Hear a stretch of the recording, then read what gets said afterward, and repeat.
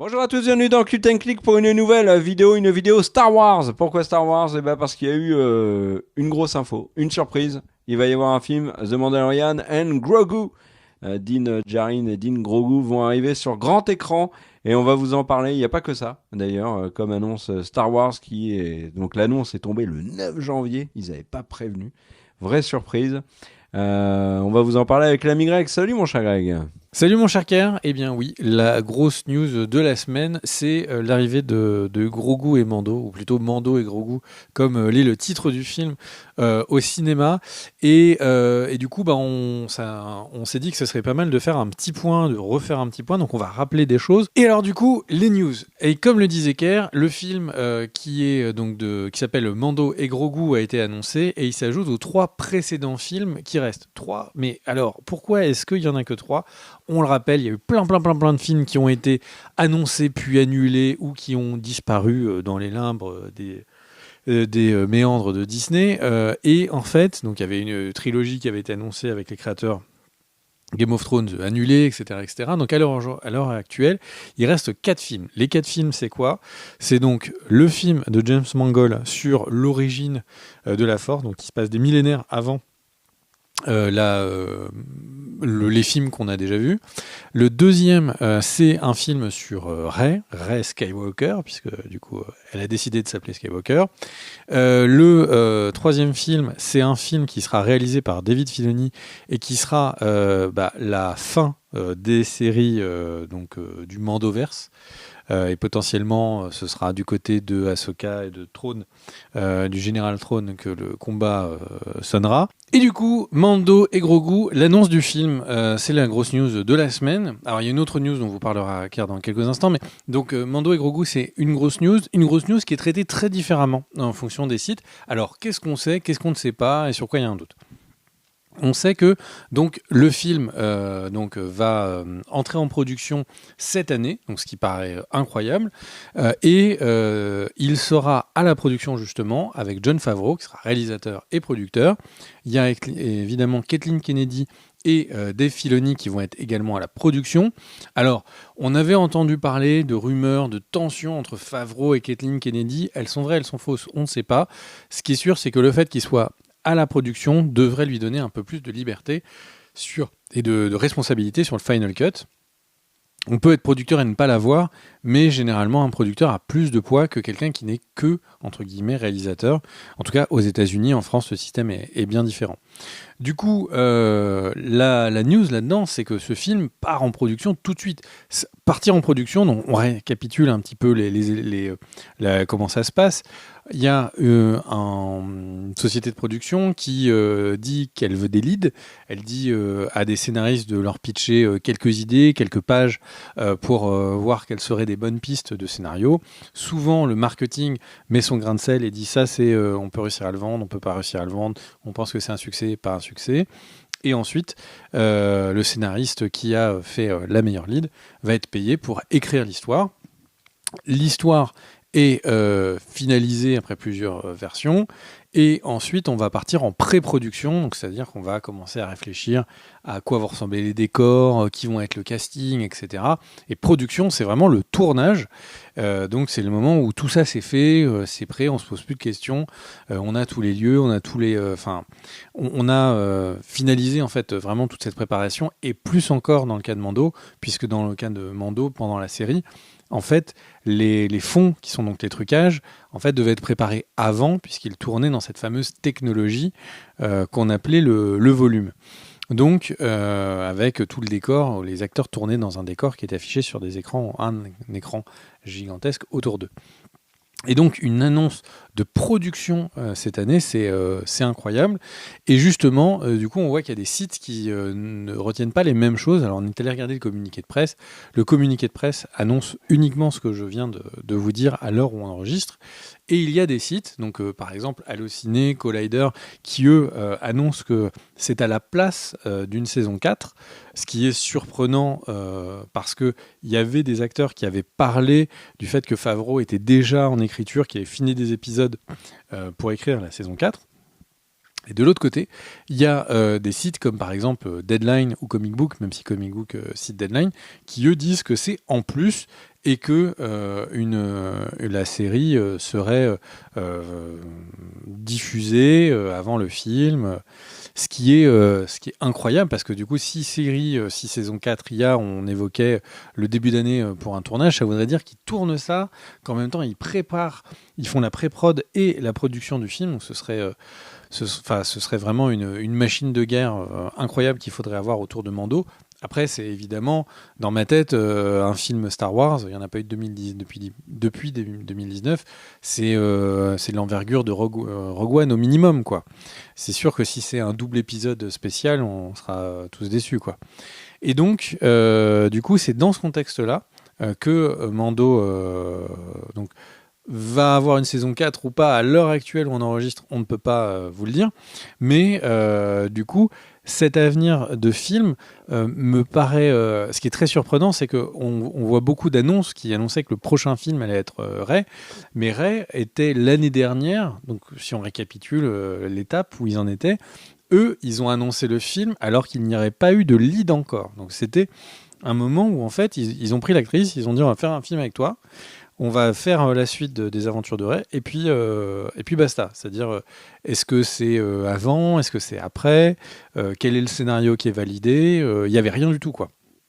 Donc vous imaginez que ça veut dire trouver la bonne ligne, faire le bon scénario, les différentes versions du scénario, pré-production, production.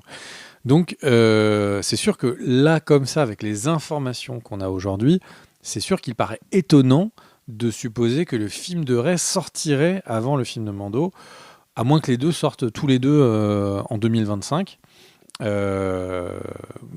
va dire qu'on ne peut que supposer. Alors évidemment, ils peuvent rusher les films, mais on ne le souhaite pas. Ils peuvent bâcler le scénario, faire un scénario qui continue à être écrit pendant le film. J'ai envie de dire, la pauvre actrice qui y jouerait, bah, c'est ce qu'elle a vécu sur la dernière trilogie. On rappelle l'interview qu'elle avait donnée après, où elle expliquait qu'un coup, quelqu'un était venu la voir pour lui dire tes parents c'est ci, un autre gars vient quelques semaines après pour lui dire bah non en fait tes parents c'est quelqu'un d'autre, et donc vraiment le scénario était visiblement finalisé en fait sur le tournage. Et ben évidemment on espère que ce soit pas le cas, et donc si c'est pas le cas, et ben on peut imaginer que Mando prenne la pole position de par son annonce de rentrer en production. Voilà. Pour les séries, Kerr, tu as une annonce. Et moi, j'aimerais quand même parler des films parce que je sais pas toi, moi je comprends plus grand chose en fait. Ils annoncent ce film Mando là, comme tu l'as dit, on sait pas quand il sort. On sait pas quand il va se caler dans la sortie des trois films qui ont été annoncés. Le film avec Rey, à la fin de la grève des scénaristes, ils ont refait un planning de sortie, tu sais, adapté par rapport au décalage lié à la grève. Il n'y a pas de place.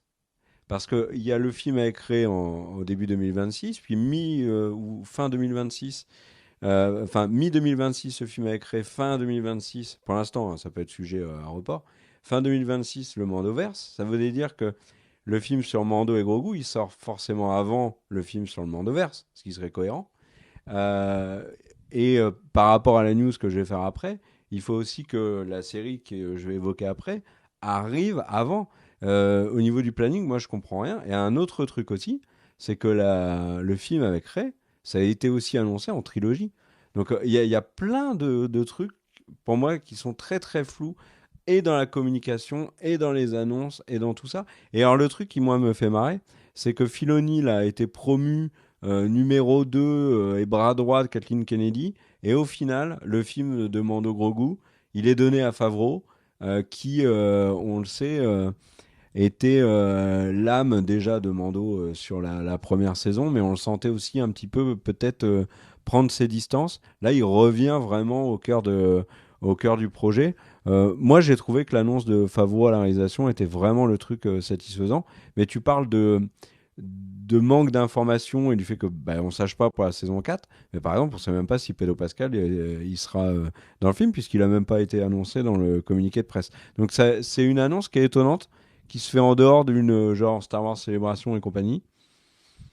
qui est hyper étonnante puisque Daisy Ridley est en pleine promo là, de deux films, un qui sort sur Amazon et puis La vie rêvée j'ai oublié son nom, qui est d'ailleurs apparemment très très bon. La vie rêvée de Miss Fran est en promo, elle arrête pas de parler de Star Wars et du film qui va sortir. Donc moi je comprends plus grand chose. Et donc l'autre, t'en penses quoi toi? T'es complètement paumé aussi? T'es surpris par la com de Star Wars? Et du coup, alors, moi, déjà, je voudrais juste rappeler que ce n'est qu'une rumeur hein, pour la trilogie de Rey. L'actrice a été interrogée, elle a ni répondu ni oui ni non. Donc, Ouais. au final, c'est un c'est beau flou, boxon sur la communication de Star Wars. On a fait des vidéos sur le sujet, mais à l'heure actuelle, on peut voir que quand on parle de boxon, même l'annonce du film de Mando, qui devrait être clean, super et tout, déjà on est nous-mêmes obligés de faire un travail pour regarder qu'est-ce qui est de l'annonce, qu'est-ce qui est de la supposition de journaliste et tout. Donc c'est effectivement un bordel. Tu voulais parler des séries. Oui, alors l'autre autre annonce qui a été faite en même temps que le film sur Grogu et Mando, qui a eu beaucoup moins d'écho, qui est même passé assez inaperçu, puisque moi je l'avais même pas vu, c'est toi qui m'en as parlé.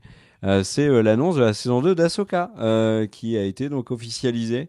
Et c'est pareil en termes de communication très cocasse, puisque Hayden Christensen, qui jouait dans Ahsoka saison 1, a parlé il y a quelques jours et qu'il a dit qu'il n'avait aucune info sur une hypothétique saison 2 d'Ahsoka, ce qui fait que la presse disait que ça sentait très mauvais pour la saison 2 d'Ahsoka, puisque déjà un des acteurs n'en avait pas entendu parler. Mais alors ça, on va dire, ça veut rien dire parce que soit il peut soit mentir, soit pas être mis au courant. On rappelle que le Eternal 2 apparemment serait en chantier, mais que alors que juste avant, les acteurs disaient bah nous on n'a pas de nouvelles aussi. Donc voilà. Mais le truc c'est que Ahsoka saison 2, elle est commandée assez tard après la diffusion. Donc je pense qu'ils ont beaucoup hésité. Après, vu comment se termine la saison 1, ils sont un peu obligés, à mon sens, de faire une suite. Mais avec le film Mandoverse, je trouve que c'est vraiment très très flou. Donc, saison 2 d'Ahsoka, est-ce que tu es emballé par cette annonce? Alors non, je suis pas très emballé parce que du coup, je suis pas vraiment particulièrement apprécié cette saison 1 de Ahsoka. Juste on rappelle que dans le communiqué de presse, ils ont dit, et c'est ça qui a confirmé la production de la saison 2, c'est qu'en fait, elle est ils l'ont annoncé que le projet était en développement. Donc, chez Disney, des projets en développement, ça s'annule. Mais bon, j'ai envie de dire, je pinaille. Mais donc, elle n'est pas en production, ils n'ont pas dit qu'elle était en écriture et tout, elle est en développement. Donc, c'est le moment, grosso modo, où vous cherchez l'élite de ce que vous allez faire. Et du coup, après, je l'attends pas parce que, encore une fois, j'ai pas kiffé la saison 1, mais ça nous raconte une histoire, en fait. Là, c'est la suite. C'est Clone Wars qui donne... l'attaque des clones, qui donne Clone Wars, qui donne ensuite Rebelle, qui donne ensuite... Il y a une espèce de filiation comme ça, et Ahsoka est le bout et la pointe de la lance. Donc effectivement, j'ai envie de savoir ce qui se passe avec l'équipe de Rebelle, j'ai envie de savoir qu'est-ce qui se passe aux quelques clones qui ont survécu. Donc ça, évidemment, que ça m'intéresse pour ça, parce que l'univers de Star Wars, plus que pour la saison 1, et j'ai envie de dire peut-être que les retours qui ont été quand même assez mitigés sur la saison 1 leur permettront d'ajuster et de faire une saison 2 peut-être plus ambitieuse. Une grande partie de la saison 1, il se passait quand même rien.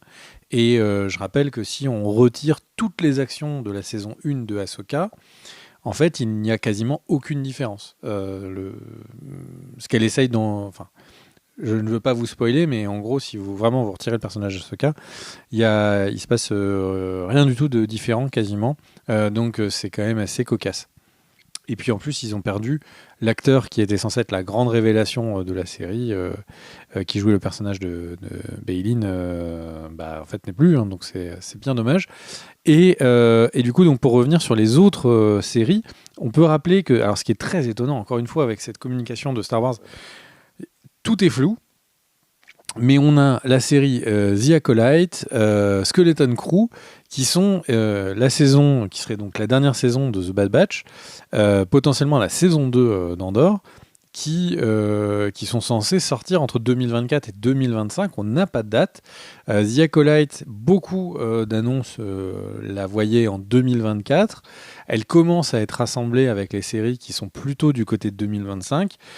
Donc là, c'est quoi le prochain contenu et quand c'est le prochain contenu de Star Wars?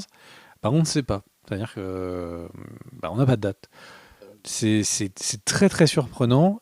Après, et sachant que c'est le bout du bout de plusieurs années où ils avaient dit il y aura un film tous les ans au cinéma, il y aura des séries, qu'ils ont changé le plan en disant il y aura plus de films au cinéma tout le temps, ça va être des séries, mais du coup les séries on n'a même pas les dates, on sait même pas quand elles sortent. On aurait pu imaginer qu'il y avait une série Star Wars par semestre, ne serait-ce que dans l'intérêt de Disney+, pour que les gens continuent d'être abonnés. Et là, on ne sait plus. Il y avait des rumeurs que Acolyte devait sortir vraiment prochainement, premier trimestre, deuxième trimestre 2024. On n'a aucune date officielle et c'est bien dommage. Tu veux rajouter quelque chose, mon cher K?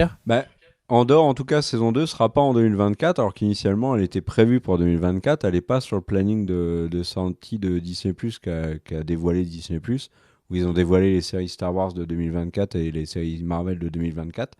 Il n'y a pas Andor, et il n'y a pas d'infos. Ils disent pas pourquoi, donc voilà. Donc voilà, merci les amis d'avoir suivi cette vidéo. N'hésitez pas à commenter, n'hésitez pas aussi à vous abonner, à appuyer sur la petite cloche sur le côté. Chaque fois je dis que c'est par là, mais ça tombe c'est par là. Non, ça doit être par là. Voilà, merci aux tipeurs pour votre soutien. On se retrouve très vite pour une nouvelle vidéo.